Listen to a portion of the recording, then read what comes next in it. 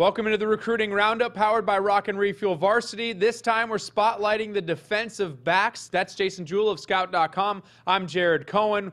On the Recruiting Roundup, we've been doing it. We're almost through all of our positions now, Jason. Defensive back, though, might have the most star power, as much star power as any in the state of any position. Let's go through tandems at schools, starting with Saguaro, who has maybe as good as any tandem there is. Yeah, they have the top player in the 2016 class in Byron Murphy. He has offers from everybody, 26 Division I scholarship offers, absolutely ridiculous. He's a lockdown corner, one of the top players in the entire country.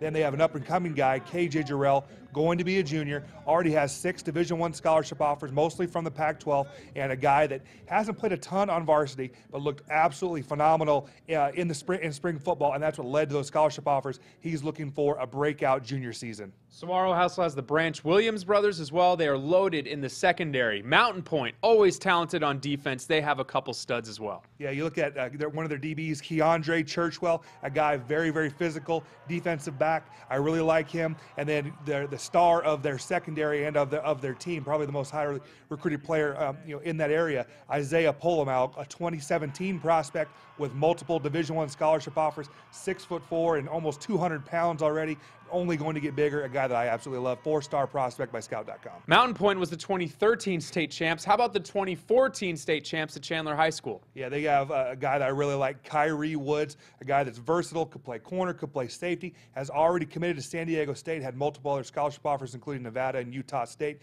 And then Isaiah Swan, another DB corner, has an offer from Navy. So 2 Division I players in that secondary, and that's not including Mesa Moran, who was a Division I athlete who's committed to Oregon State as a quarterback, was probably going to get limited reps now, being that he's the man under center. Yeah, he is the man. Probably won't see him as often on the defensive side of the ball, but man, he is talented as a safety. Let's go over to Chaparral now. They have 2 guys that are extremely talented. Yeah, Kurt Schugert, committed to New Mexico State, playmaker, been on varsity since he was a sophomore, and all he does is make plays. He had 5 interceptions as a junior. I really, really like him. And then they just got a new addition, Brett Voss from Moon Valley. Really hurts Coach Jacobs and what they were doing, but families moved, and he's over at Chaparral now, just happened. A guy that's been offered by University of Marion, by Adams State, so it's a good addition for Connor and Hamilton and that Firebird defense. Not focusing on any specific schools here, Jason, but there are 3 guys on the west side that need to have a lot of attention. Yeah, we'll go to a trio out west. You look at Blake Labno at Boulder Creek. Big shoes to fill. Him and Ryan Parento made up a very, very talented secondary last